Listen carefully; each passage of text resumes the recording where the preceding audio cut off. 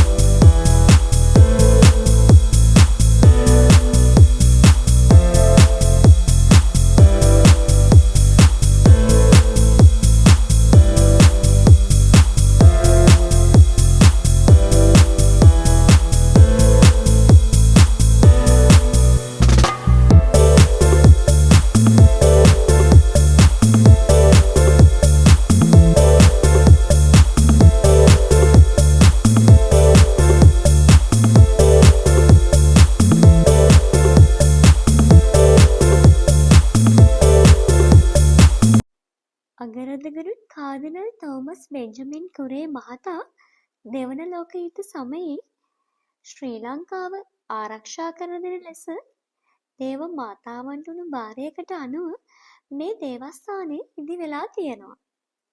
ස්පාඤ්ඤ ජාතික ගරු හේරාස් ජේසුනිකායේ පියතුමා විසින් බැසිලිකාවේ ආකෘතිය නිර්මාණය කරලා තියෙනවා.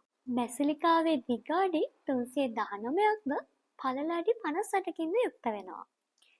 විශාල භූමි භාගයක පිහිටලා තියෙන මේ බැසිලිකාව යුරෝපයේ රන්දෙවලක ආකෘතියකට තමයි නිරූපණය කරලා තියෙන්නේ. දේවස්ථානයේ ඉදිරිපිට ඇති මේ දැවැන්ත කුළුණු ඒකේ ගාම්භීරත්වය ගොඩක් වැඩි කරනවා.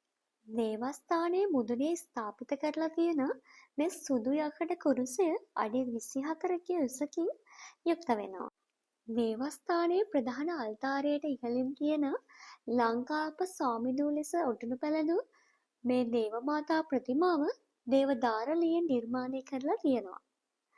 එය පෘතුගීසි ජාතික ට්‍රිඩම් විසින් නිර්මාණය කරලා තියෙන බව සඳහන් වෙනවා.